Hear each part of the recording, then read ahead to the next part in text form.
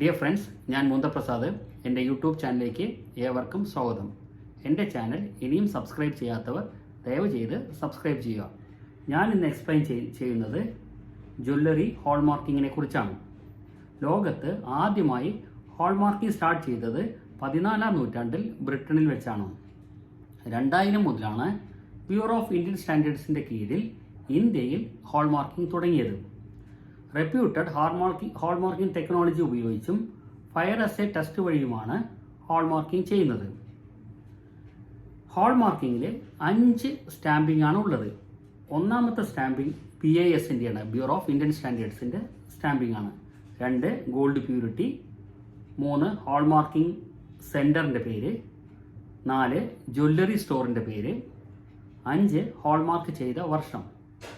2021 മുതലാണ് ഇന്ത്യയിൽ ഈ നിയമം സ്ട്രിക്റ്റ് ആയിട്ട് ഇംപ്ലിമെൻ്റ് ആയത്. Okay friends, thank you very much.